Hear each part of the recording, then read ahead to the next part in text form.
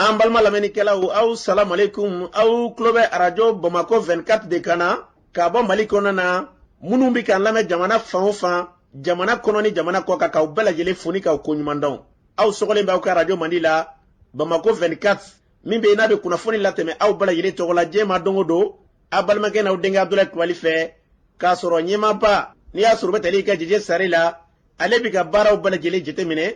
k'aw foni k'aw koɲuman dɔn faso kɔnɔ ni faso kɔ kan. Dɔwɛrɛ t'aw ma k'aw sigi ni k'aw ka kunnafoni makɔnɔ kunnafoni ni dalilu don tiɲɛ ni Ala ye siran ye kan kunnafoni gɛrɛgɛrɛ anw sigilen filɛ kɛnɛ kan. O de kan ka bɛn bi kunnafoni lasɔtuma bi ntɛnɛn ye dɔ faraɲɛ daminɛ dɔ bɔla don bi ntɛnɛn bɛnnen bɛ nasarasan kalo 2 février kalo don bi y'o tile 27 ka bɛn 2023 san ma farafin kalo min n'i y'a sɔrɔ o ye sunkalomakɔnɔ ye bi y'o tile 6 ye jate la san kalo 8 don yira san 1444 san dugu de bi kɛ Ala ka ɲɛ ka d'an ma bakurunba fɔla bi kunnafoni filɛ k'aw ladɔnnen k'a fɔ Mamadu Kalosi o min tun minɛnen bɛ kɛrɛnkɛrɛnna marakala kɛrɛfɛ BD Kurani na jarula tiramaw tun y'a minɛ dɔgɔ furancɛ 2 kɔfɛ k'u y'u bolo bɔ a kan na jumadon kunnafoni ye ɲɛfɔli k'o la min ye Mopti marabolo ye Kanibɔzɔn wulikajɔ kɛra maa 13 bɔɲɔgɔn olu bɛɛ lajɛlen kasara la Kanibɔzɔn ale ci la jarula tigɛlamaw ka wulikajɔ fɛ o kɔfɛ sibiridow kɛla ka taa dugu wɛrɛ la dugumɔ marabolo kɔnɔ na ka taa gɛlɛ ta ka ɲɛ siɲɛ ma kunnafoni ye ɲɛfɔli k'o la lakanabaliya hukumu kɔnɔ na sualakaw fɛ yen Sogolo sifin denmisɛnnin 2 olu fure yira surasikan kɔfɛ kunnafoni ye ɲɛfɔli k'o la kunungo jadwala tigilamaw farabugu kɛrɛfɛ dugu min bɛ yen n'i y'a sɔn bɛ wele ko Sɛngɛdara ka taa se Famabuguni kana u taara ka taa kunnafoni di kunungo k'a fɔ ko dugu ninnu ko bi an filɛ nɛnɛ min na lasara ka sɔrɔ dugu ninnu bɛɛ lajɛlen u ka minɛnw cɛ ka bɔ dugu ninnu kɔnɔna na kunnafoni ye ɲɛfɔli k'o la ninnu de bɛ ka kunnafoni kumaba ye bi ka fara kunnafoni wɛrɛw bɛna fara nin kan lasɔmɔ balonkɛ n'aw denkɛ Abdulaye Kulibali Ala k'a ɲɛ k'a d'an ma kunnafoni an b'a daminɛ ka lɔnna k'a fɔ Mamadu Kalosi BD Kurani a filɛ ka dɔn k'a fɔ Dugabugu kɛrɛfɛ o yɔrɔ in na jarwala tigilamaw tun ye ka dɔn ka o dugutigi n'o ye Mamadu Kalosi k'ale minɛ ɲɔnɔ BD Bani Sirɛla o maa don o de kama a bɛ dugu min na o dugu dalen bɛ ko BD Kurani an b'a lɔnna k'a fɔ u taara ka taa minɛ ka taa n'a ye Mamadu Kalosi minɛnen kɔfɛ kumaw kun cayara maaw fɛ fan bɛɛ lajɛlen fɛ dɔ furancɛ 2 tɛmɛnen kɔfɛ k'u tilala ka n'a bila Sanamadugu u ka ɲininkaliw n'u ka sɛgɛsɛgɛliw bɛɛ kɔfɛ jarwala tigilamaw bolo bɔlen a kan na a segira ka na so jumadon kɔnɔ o kɛra jama fɛ wulada fɛ jama kɔni fan bɛɛ lajɛlen fɛ ka n'a kunbɛn k'a kɛ jamako de dan ye o dugusajɛ a fasoba n'i y'a sɔrɔ o ye BD Bani Sirɛla ye olu tun y'a yɛrɛ k'a fɔ k'olu jamaba bɛ bɔ yen ka na ɲɛ da k'a ka sababuya k'a ka maasɛbɛya ye a yirala k'a fɔ ko ayi k'a yɛrɛ bɛ se ka taa faso la a tun taara ye sibirido o kɔni kɛra jamako de dan ye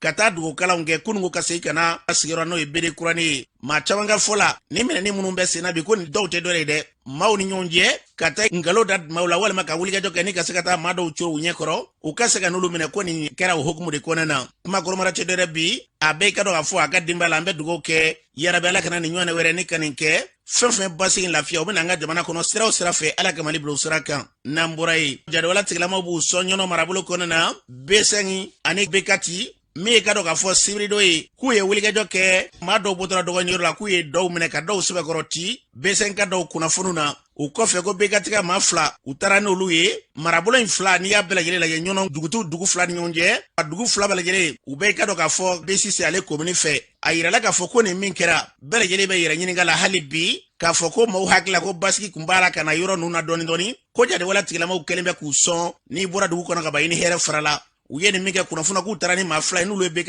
ye fo nin yɔrɔ in na kunnafoniw na olu kɔni ma ye maa caman ka fɔ la ko wulikajɔw ka se ka kɛ hali bi basigi min n'an da b'a kuma la a ka bɔ fɔ la ni k'a ka waleya ye n'o tɛ ko basigi b'ale kɔni k'a bɛ ka cogo mara nin kɔnɔ an bɛ dugawu kɛ jamana in kolosuma n'a basigi o bɛna sira o sira fɛ Ala ka Mali bila o sira kan n'an bɔra yen an b'a lɔn k'a fɔ sualakaw fɛ tarata don a yirala k'a fɔ sifin denmisɛnnin fitinin 2 olu kɔni i ka dɔn k'a fɔ motow ta fɔcogo la k'u ni dɔw ye telefɔni ci ɲɔgɔn ma n'o ye nɛgɛjuru ye k'olu bɛ taa bagan san o bagan san in de senfɛ u kɔni bɔra dama ma mɛ sɔrɔsikan kɔfɛ ko kilomɛtiri 1 bɔɲanko o y'a janya ne ye ko marifa taara ci u la denmisɛnninya ka 2 in k'u bɛɛ lajɛlen kɔni fa maa si kelen ma se ka dɔn u fara fa cogo min na maa 2 in kɔni fara u ka bolimafɛn o ma ye wari min tun b'u kunna n'u tun y'a yɛrɛ k'a fɔ u bɛ taa bagan nɔfɛ n'o wari ye o wari fana o ma ye a yɛrɛ ka fɔ ko mankanw bɔra a ma dogo mɔgɔ la o kɔfɛ sɛgɛsɛgɛliw kɔni kɛra ka se ka na u fure kɔni ye dugulamaw taara ni ka taa fure nɔfɛ kana janaja bɛɛ lajɛlen kɛ o don kelen fitirida fɛ denmisɛnninnaka ninnu kelen tɔgɔ ye ko Aba Arbi kelen bɛ u bɛ wele ko Le Vieux Diko ni maa 2 kɔni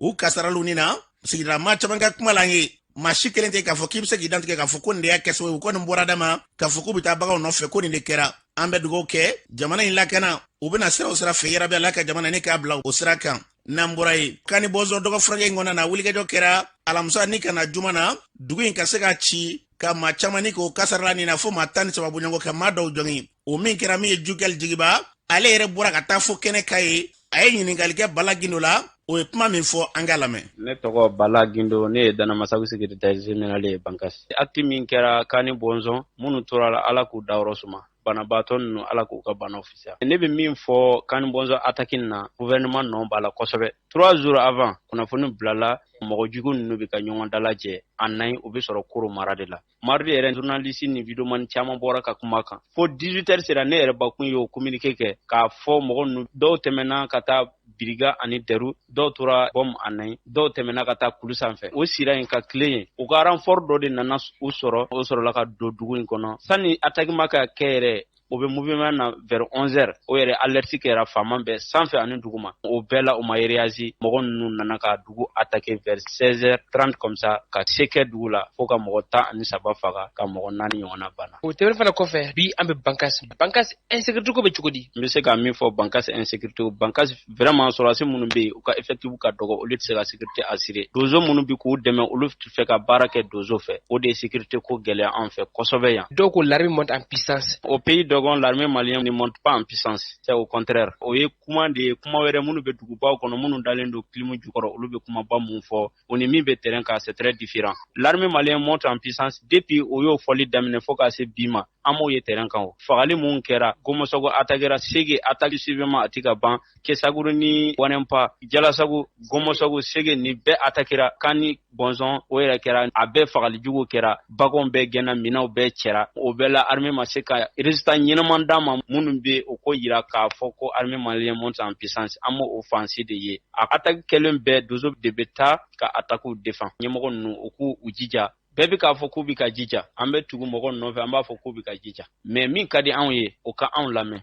an minnu bɛ centre la précisément tant que ni armée ni dozo ma collaborer an ka kɛlɛ tɛ ban sa o kɔni mɔgɔ o mɔgɔ n'a y'a kuma fɔ o ye fo de a tɛ ban parce que déjà dozo ni mɔgɔ ninnu de bɛ kɛlɛ la o bɛ ka dogo yɔrɔ min kulu jukɔrɔ o tu kɔnɔ o bɛ ka dogo yɔrɔ déjà dozo b'o yɔrɔ dɔn n'u ye dozo bila k'u bɛ o kɛlɛ kɛ n'u yɛlɛla sanfɛ ninnu bɛ boli ka jigin dugu ma donc ni ninnu taara waati min olu bɛ bɔ u b'u ka attaques kɛ c'est très difficile armée dɔrɔn ka se ka nin baara kɛ o kɔni n'an y'o to o la an bɛ san 100 kɛ nin na foyi tɛ ɲɛnabɔ ne bɛ min fɔ videomanw ye u ka sira Ala ɲɛ mais an yɛrɛ bɛ duwawu de kɛ u ye an bɛ bɔnɛ mun na olu ka sigiyɔrɔ bɛnnen bɛ yɔrɔ min an ka bɔnɛ min bɛ an kan Ala ko o ɲun ka taa n'a olu kan parce que an bɛ k'a fɔ olu bɛ ka a lajɛ ni ko wɛrɛ parce que olu bɛ ka o intérêt de sɔrɔ a la u bɛ ka wari de ɲini a ko la u bɛ ka sow jɔ u bɛ ka mobile san n'a ye an ta t'o ye an ta yɛrɛ ɲini de min bɛ an kan an bɛ k'o de fɔ n'u nana terrain na a bɛ ten o a tɛ ten o a bɛ dɔn exemple kɔni dira ka ban o fagali mun kɛra nin a ma se fɔli ma o bɛɛ y'a ye e b'a fɛ u ko yɔrɔ de lajɛ u ka sira Ala ɲɛ Ala ka hakili ɲuman d'a ma. An balona ka fɔ ni tun ye Bala Gindo kan ye juguya lɔ jigiba ale ka kuma bara la nin kɛra jumadon ka sɔrɔ kɛ walejugu in kɛra alamisadon jumadon juguya jigiba ale taara kɛnɛ kan ni ka kan in ta o kɔfɛ ko sibiri fana k'u ye dugu wɛrɛ ka taa gɛlɛ ta ka ɲɛ siye ma o dugu yɛrɛ alimami an balona ka fɔ ka taa se wulikɛjɔw la sifinaka dɔ k'olu ni to a ko sen fɛ yasa ko pɛrɛtigɛ d'a ma Jugal Jigiba yɛrɛ b'an bolo nin waati na e jɔnni ka bɔ mini ne tɔgɔ Jugal Jigiba ke yɛrɛ bɛ Baɲara Jugal Jigiba an ye kunnafoni sɔrɔ ko sibirido ko wulikajɔ kɛra Dugɔmɔ marabolo kɔnɔ la ko ka maa 2 kasara u ni na walejugu kɛbaw fɛ a ko kɛra cogo di a kɛra samedi don fɛ terrorisme à 2 km de Dugɔmɔ région de Baɲara an bɛ dugu min ko Tabagolo ani Dugɔmɔ kilomètre 2 7 km de Baɲara 21h waati u nana dugu attaquer ka taa bila dugu la donc o kɔnɔna la dugu alimami o y'o bɔn ani la ani denmisɛnnin fitini dɔ a tɛmɛ san 7 san 8 kan donc o y'o faga kɔfɛ fana mɔgɔ kelen fana o y'o jogi vraiment a kɔni kɛra cɛli ye moto jenna baganw cɛra dugu fana o ye table dugu la fɛn mun ye fɛn nafama ye ka bɛɛ lajɛlen soɲɛ taara n'a ye ni kɛra samedi 25 février 2023 kanibɔjɔ ta kɛra jeudi 23 février 2023 tile kelen dɔrɔn de b'u cɛ kununko dimanche fana maajugu entre Baɲagara et Dugɔmɔ 2 km de Baɲagara u kun ye mine dɔ placer mine automatique ka to yɔrɔ jan mun bi i bɛ se ka commande digi pour que mobilitigiw walima ni jama ka ca donc a bɛ se ka halaki cogo min na ala y'a kɛ an ka autodéfense mun ye dannan basak élément de min ye ala y'a kɛ sɔrɔsiw fana u nana u bɛnna ye o bɛɛ y'a bɔ ɲɔgɔn fɛ donc a kɛra mun ye kunungo sɔgɔma Juguel ni waati na e yɛrɛ i bɛ min ni waati na ne bɛ Bayangara dugu yɛrɛ kɔnɔ ni waati la kɔni Bayangara bilama bɛ cogo di vraiment an kɔni an b'an ka dozo de fo n'o tɛ an t'a dɔn mun de bɛ patrouille tigɛ kɛ population sago la maa jugu don o don u bɛ ka dugu attaquer mɔgɔ bɛ ka faga vraiment insécurité ko dan de don an b'a tɔn ko sisan ni mulikajɔ minnu kɛra lakanabaaw ma taa a kɛli ni san cɛ wa kani bɔnsɔn ta lakanabagaw taara a don mais o y'a sɔrɔ su kun kora kosɛbɛ 2 heures du matin waati mais Tabagolo a 2 kilomètres de dugu bɔ o fana dozo talen sɔrɔsiw ye dozo wele est ce que k'u bɛ yen nɔ dozo ko k'u bɛ yen nɔ donc ayiwa sɔrɔsiw taara ka fara dozo kan mɔgɔ kelen banalen kun don dozo kun b'a fɛ ka taa ka nana ye mun ye Bayangara dɔgɔtɔrɔso la mais sɔrɔsiw y'o minɛ u nana n'a ye mun ye Bayangara dɔgɔtɔrɔso la o y'a sɔrɔ cɛnni kun kɛra ka ban an bɛ wele bila mun ye autorité de la transition mɔgɔ ma vraiment l'armée ne monte pas en puissance de insécurité kɔni bɛ su ni tile mɔgɔ bɛ ka faga dugu bɛ ka jeni mɔgɔ bɛ ka déplacer kani bɔnsɔnkaw caman déplacer ka taa kani kobele fan fɛ ani dugu wɛrɛw minnu bɛ yen kɛrɛfɛ Tabagolokaw fana caman déplacer ka taa mun ye Dukonbɔ dɔw bɛ Bayangara ne bɛ ko yɔrɔ min na yɛrɛ dɔw bɛ yen an balɔdan k'a fɔ ni tun ye Juguel Jigiba ye ale bɛ kɛnɛ ka ye hali bi kunnafoni fɛn fɛn ma bɔ a la ni ala sɔnna ma kunnafoni nataw la an b'olu pɛrɛtigɛ d'a ma an bɛ dugawu kɛ jamana in yarabi ala ka kolosuma basigi lafiya bɛna sira min fɛ yarabi ala k'o sabati ala k'an bɛɛ kɛ maa ye min bɛ n'i y'a sɔrɔ n'an bɛ faso k'ale ta k'ale yangan basigi lafiya kama ala k'a sabati ka min fɔ kabini kumajan an ye nin fɔ o ka sigafɔw sigi sen kan k'a sɔrɔ waati kelen kɔnɔ na ka wulikajɔw kurakuraya minnu bɛ yen n'olu tɛ sɔn fiyewu olu ka kɛlɛ minnu bɛ yen n'olu bɛ sɔn bɛngɛya ma an n'olu ka sigi an ka se k'an tɛgɛ da ta kunda kelen ala k'o hakililaw sabati n'an bɔra ye Famambugu o filɛ suwa la kɛrɛfɛ kana bɛ yen min ye Sɛgɛndara nin dugu saba o kunnafoni na ko kanjuru fana b'a la ko jadewala tigilamaw solila kunungo ka don ni motow ye u ka can kosɛbɛ kosɛbɛ k'u bɛ taa maa 40 na u taara dugu ninnu kɔnɔ na ka taa f'u ye ko dugu ninnu ko bi lazara ko nin dugu ninnu bɛɛ lajɛlen k'u ka minɛnw cɛ ka dugu ninnu bila o kɔni gɛlɛya ka maa caman gan ye kamana na min ye ninnu bɛ farabugu de kɛrɛfɛ ye o kɔni kɛra dabalibanko ye sɛgɛ sɛden ta ye tiɲɛ ye ka taa sigi sɛsulu sanfɛla la o n'a kɛ tigɛ n'a ye kulukulutigi la maa caman gan ni kamana gɔnna nin yɔrɔ ninnu na surɔ bɛɛ maaw ɲɛ ma se ka tugu farabugu ka sɔrɔ kɛ nin kɔrɔfɔ ninnu fɔlen dugu ninnu y'an wele u jɔrɔlenba dɔw yɛrɛ ka f'u ka minɛnw cɛ wa ko waati kelen kɔnɔ na ko jadewala tigilamɔgɔw ka groupe wɛrɛ tilala ka na tuguni k'a fɔ k'olu ka mɔgɔ minnu nana kuma min fɔ ko dugu ninnu ka t'u nɔ na o kɔni kelen bɛ ka dɔn ka f'u yɛrɛ ni ɲɔgɔn cɛ ɲɔgɔn fanbaliya yaasa ka nin pɛrɛtigɛ d'a ma seereya dɔw bɛ olu jɔrɔlenba an ye ɲininkali k'olu dɔw la ne balimakɛ k'u ko k'aw ka dugu ka wuli wa Famambugu an bɛ sanga la u yɛrɛ ko mɔgɔ dɔw bɔra sisan u yɛrɛ de ci bila ka na dugu kɔnɔ k'a fɔ aw ye a jama nana mun nana maa 40 bɔ u tun bɛ mun na moto u taara fo dugu kɔnɔ na ka taa ɲɛfɔ fɔ dugu kɔnɔ face à face dɔ tilala ka na ko a tɛ jadisi wɛrɛw tilala ka na ko a kana wuli a o kuma bɔ u yɛrɛ yɛrɛ dama ni ɲɔgɔn cɛ sisan tiladen dɔw sigi bɛ yan n'o yɛrɛ kɛlɛ la n'a bɛ bɛn olu saya ma bɛn ma dugu tigi sisan olu kɔni bila ko an mɔgɔ dɔw ta u bɛ jɛ kuma yan ko yɔrɔ dama ni hakili la an bɛ basi la an bɛ dugu kɛ dɔrɔn yan yɛrɛ kɔni t'a la an tɛ hɛrɛ kɔnɔ an tɛ hɛrɛ sɔrɔ mali fɛ an t'a sɔrɔ nɔfɛ an yɛrɛ bɛɛ gouvernement ka dɛmɛ puturama don yan a bɛɛ bɛ dan suwa la ni kɔlɔn kɔnɔ an b'o dɛmɛ n'a fɔ ko nin yɔrɔ min na an bɛ sigi an kan ala ka ɲɛgɛn d'a ma u ka fɔra k'u ka dugu ka wuli tiɲɛ don a awɔ diɲɛlaba ko tɛ balima na bilen ko nana fɔ misiri la ko yan sini labara kɛ tiɲɛ don dɛ a bɛ kɛ cogo di ko bɛɛ n'a waati don ala bolo an balɔdan k'a fɔ ni tun ye dugulama dɔw ye u kamana gwannen kunnafoniw la dugu kɔni ye labɛnw kɛ ka ban k'u ka wuli bi lazara u bɛɛ lajɛlen ka nin dugu ninnu bɛɛ k'u ka minɛnw cɛ nka an bɛ fɛn min fɔ yarabi ala jamana in ala ka kolosuma basigi lafiya an b'o de ɲini dogo don ala ka jamana ni ka kolosuma nin dugu ninnu u ka fɛɛrɛ bɛ kɛ ninnu kana se ka b'u nɔ na n'o tɛ ni ninnu bɔr'u nɔ na o y'i ka dɔn k'a fɔ kura yɛrɛ faralen gɛlɛyaba kan an bɛ dugawu kɛ ala kana so ma n'an bɔra yen an b'a lɔn k'a fɔ nin baara minnu bɛ sen na bi dɔw b'a la k'a fɔ ko kalata dɔw b'a la k'a fɔ ko fangako ka nin waatiw to sen na Ismail Fane ale ko ale bɛ fɛn min fɔ an ka jamana kɔnɔ na k'an bɛɛ lajɛlen kalata ko kuma in k'o ka bila ko jamana kɔnɔ na jamana ma ɲɛma u ka dɔ bɔ minisiriw hakɛ la ka se ka dɔ fara volontaire n'o kɔrɔ ye maa minnu b'a fɛ ka k'a ye k'olu ta jamana lakanabaaw k'o ka dɔ fara u ka kɛtaw ka sango bi basigi lafiya bɛ se ka sabati cogo min na Ismail Fane nin baara minnu bɛ sen na bi e hakilila ye mun y'a la an ka lamɛn Mali sera niveau min an bɛ don min na ko bi solution ko de b'an na a ka kan an ka fɛn dɔ dayɛlɛ ɲɔgɔn na ten politicien minnu bɛ wuli la bi ko fo an ka taa élection na diyagoya an balimaw ka dugu kuntigiw n'o ye dɔgɔnɔw ye a taara ci k'a jeni ka maaw faga hali sisan maa minnu tora la a kɛ ma dɔn fɔlɔ na aw bɛ kulo la fanga ɲini na na aw ye fanga ta aw bɛna jɔn de bila lakani na o y'an ka sɔrɔsiw ye n'a fɔra fanga bɛ an ka sɔrɔsiw de bolo bi an bɛ sɔrɔsi fanga la président sɔrɔsi minisiri kilancɛ bɛɛ sɔrɔsi CNT kɔnɔna la a tila bɛɛ sɔrɔsi gouverneur bɛɛ sɔrɔsi préfet tila bɛɛ sɔrɔsi n'a fɔra k'olu yɛrɛ bɛ fanga kɔnɔna la ko gɛlɛyalen don olu ka temps kɔnɔ donc o b'a yira k'a fɔ président ko tɛ o kɔrɔ ko majɛba dɔ bɛ yen n'o majɛ bɛ yen maliyɛn bɛɛ ka kɛ kelen fanga ɲini ko ye a ka bila fɔlɔ k'a fɔ Asimi ye gouvernement min bɛ yen a ka ci gouvernement in y'a dan yira gouvernement ka ci dɔ ka bɔ gouvernement hakɛ la o wari ka volontariat créer Burkina bew ye volontariat kɛ hali kɔsɔn u ye maa 5,000 de wele volontariat la gouvernement bɛ yen a ka ci n'i y'a dan ne yɛrɛ ma ministère 15 o yɛrɛ y'an siranna kuma ye dɛ sinon ministère ka kɛ 9 ye premier ministre ministre de la défense ministre de l'intérieur ministre de la santé ministre de l'agriculture enseignement supérieur o ni éducation nationale o bɛɛ ka kɛ ministre kelen ka tila ko o fara commerce artisanat k'olu bɛɛ kɛ ministère kelen an bɛ mun fɔ Asimi a k'a tɔ bɛɛ kɛ direction ye o wari tɔ min bɛ yen o bɛɛ ka don défense la ka maaw ta village o village volontariat ka kɛ yen ka militaire kɛ k'u dafa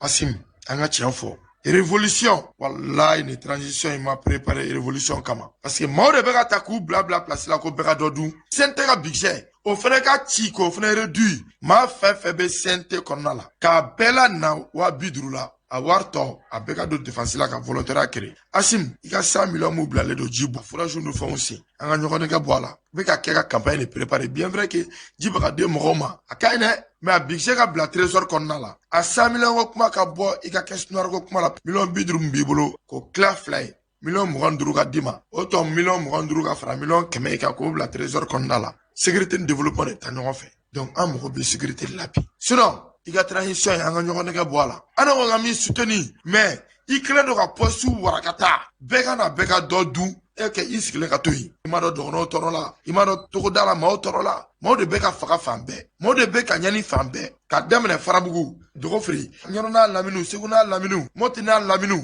Sevare maaw de tɔɔrɔ la Ablaye hakilila jiginna wagati mun na i b'a yira k'a fɔ ko gɛlɛya bɛ i ye Farabugu ko kumaw fɔ ka Dɔgɔfiriw fɔ ka yɔrɔ caman fɔ an yɛrɛ ka dugumisɛnnin caman dɔ Bamakɔ kɔnɔ yan nɔ a sɔrɔla i ka kunnafoniw fɛ a wagati dɔw y'i kɛlɛ ka yira k'a fɔ k'i bɛ kuma dɔw fɔ ko tiɲɛ t'a la mais o n'a ta o ta a politiki kuma ma i la bloqué i ka recherche na a tiɲɛ deri ma maliyɛn bɛɛ fɛ bi i taara fɔ a so kɔrɔ wagati la sungo cire yan i wulila ka taa dɛmɛ don olu ma o kɛra anw ɲɛna yan nɔ a wagati i ni kun bɛ se ka to a la wagati i bɛ se ka minɛ kɛ i ta otage la i nana n'o kunnafoni dafalen ka n'o di i ka kunnafoni caman fɛnɛ bɛ yen o radio so caman fɛnɛ de b'o kunnafoni fɛnɛ ta groupe caman whatsapp kɔnɔ olu de b'o kunnafoniw fɛnɛ ta ka baara kɛ n'o ye an y'o bɛɛ ɲa nɔ a wagati videomaniw bɛ bɔ maa caman bɛ bɔ armée monte en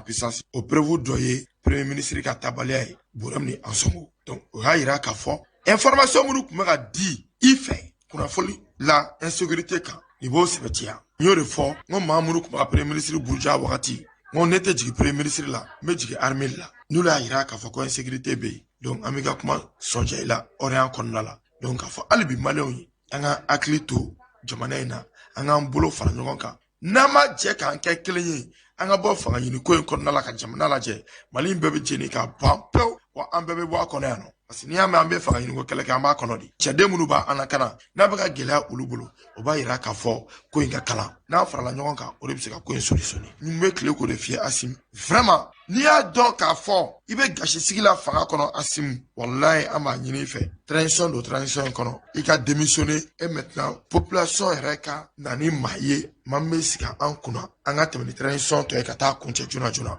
an b'a lɔn k'a fɔ ni cɛ Ismail Fane ni tun y'ale kan ye mouvement jamana kanu porte parole do an bɛ dugawu kɛ fɛn min da kɛra an ka jamana na yɛrɛbɛla ka Mali bila sira kan n'an bɔra ye an balima chrétiennakaw olu ye fara ɲɔgɔnba kɛ n'i y'a sɔrɔ k'u kɛ bateau ye k'u kɛ deliliw ye fɛɛrɛw bɛ se ka tigɛ cogo jumɛn de la an ka jamana kɔnɔ na k'an tɛgɛ di ɲɔgɔn ma sango basigi lafiya min n'an bɛ dabɔ kuma la u bɛ se ka sabati cogo min na o kɛra ka fara ɲɔgɔnba in b'u fɛ sen na u b'a baara waleya o ko senfɛ an ka jamana ministrew min ɲɛsinnen bɛ bateau ko ma olu ka mɔgɔbaw tun bɛ kɛnɛ kan maa caman bɛ yen minnu bɛ taa deliliw la jamana in ka basigi lafiya ko y'a kunba de ye a kɛnɛ kan min ka dɔn k'a fɔ a ko ɲɛma dɔ ye Mariki Kulubali ale b'a ɲɛfɔ an ye baara in kun ye fɛn jumɛn de ye an k'a lamɛn a kuma kumabaw ye yɔrɔ sigiyɔrɔma 3 de don a fɔlɔ o ye jamana ta fan fɛ n'a fɔra ko refondation o tɛ ka na ni kurayali ye wa a y'a dɔn o tɛ se ka ɲɛnabɔ ten dɛ ni wulili ma kɛ o la fɔ i ka diɲɛ i ka waleya kɔrɔ de kɔ taabolo kɔrɔ hali n'a sɔrɔ tun ka ɲi hali n'a sɔrɔ i mago ɲɛ sisan ayiwa fɔ taabolo de ka yɛlɛmɛ donc a bɛna ɲɛsin o yɔrɔ de ma walasa lakanali ka se ka na an ka jamana in kɔnɔna na politique sira ta fan fɛ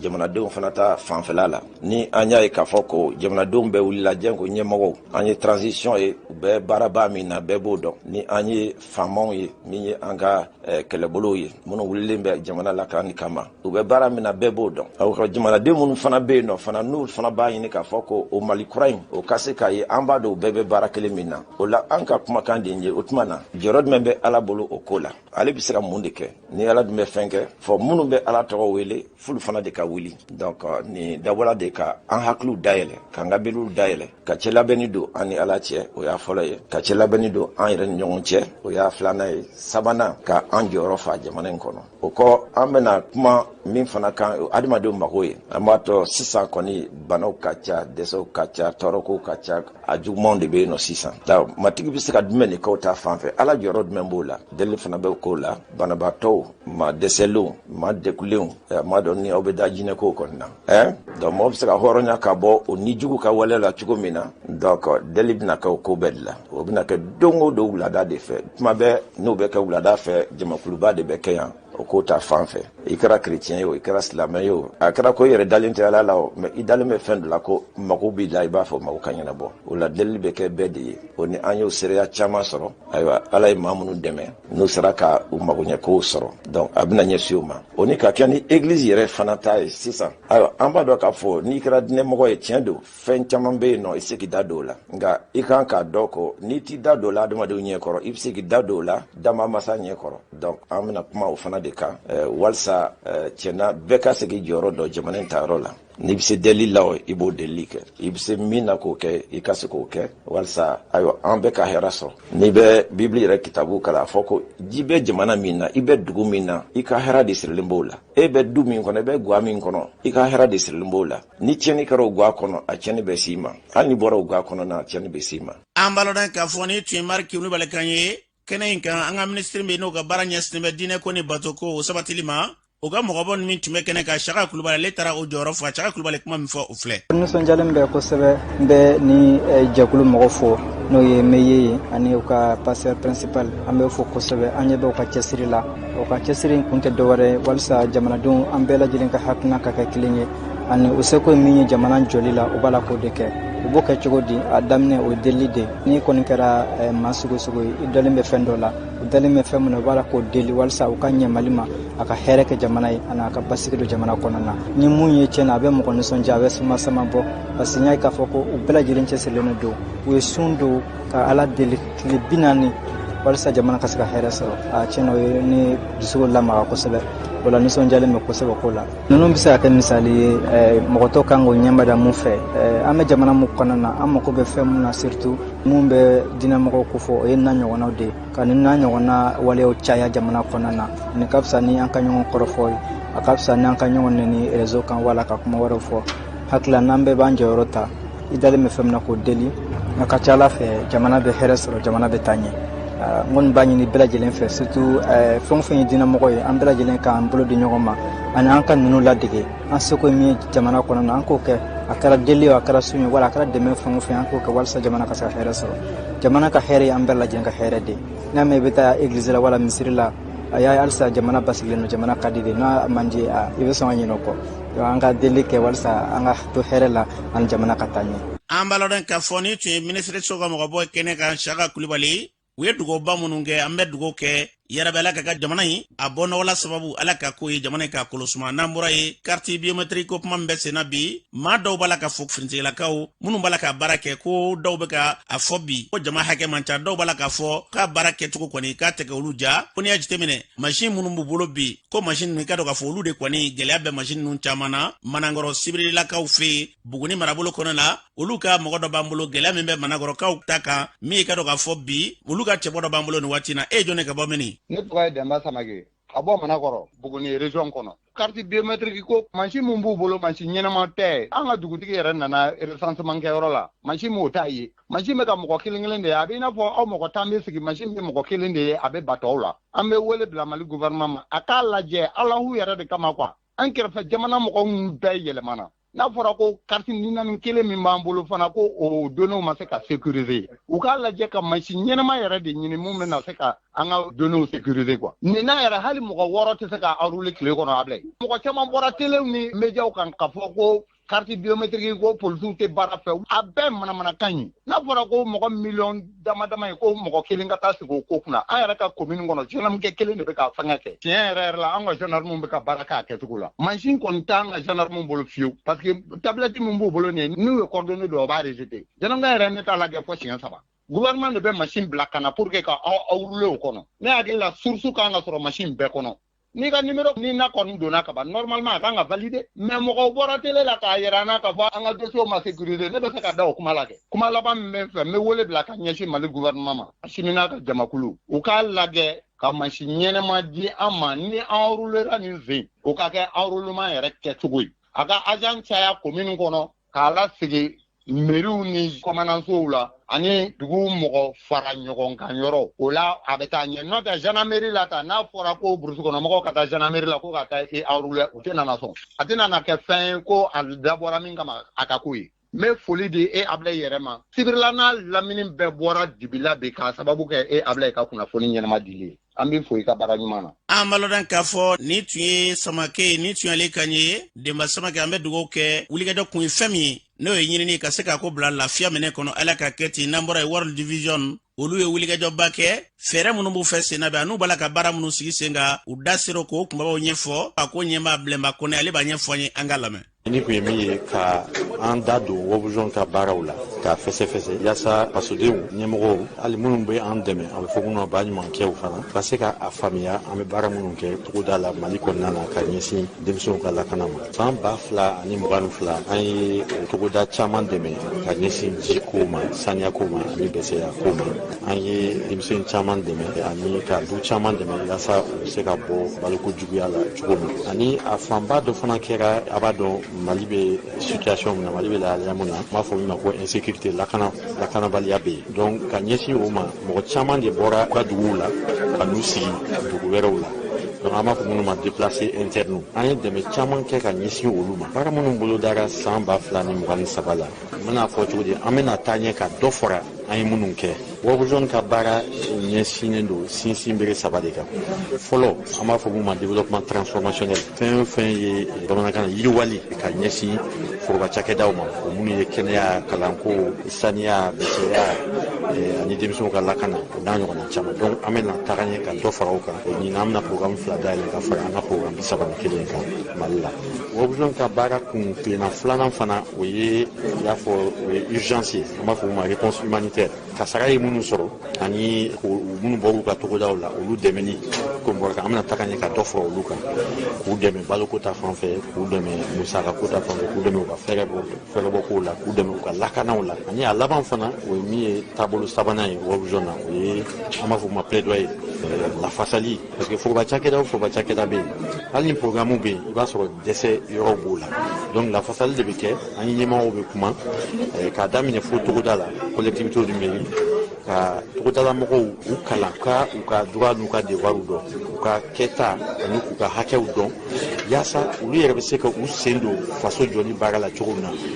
An balodan k'a fɔ Bilenba Kɔnɛ ni tun y'ale kan ye kuma tɛ dɔwɛrɛ ye wulikajɔ minnu b'u fɛ sen na bi jamana in ɲɛta basigi lafiya u bɛna sira minnu fɛ ani gɛlɛya bɛ maa minnu kan ka wulikajɔ kɛ u ye dɛmɛɲɔgɔn min ta ka ɲɛ sɔrɔ ma ka se ka ɲɛfɔli ko la an bɛ dugawu kɛ ala k'an ka jamana ni k'a kolosuma n'an bɔra ye min ye kan yɛrɛ cakɛlaw kɛrɛnkɛrɛnnen entrepreneur olu ka fara ɲɔgɔn kan ba min n'i y'a sɔrɔ o baaraw bɛ to ka waleya o kɛra tile 2 fara ɲɔgɔn ye ka se ka hakilila dɔw ta mun ni mun de kan ka kɛ ani bi baara in yɛrɛ kun ye fɛn jumɛn de ye a ko ɲɛmaa Aramata Njayi don ale b'a ɲɛfɔ an ka lamɛn. An ka nin événement in tile 2 de don a kɔnɔna la paneliw bɛ yen nɔ pour que mɔgɔw ka hakili jagabɔ kɛ question dɔw kan minnu ye financement ye o ni secteur privé yɛrɛ ka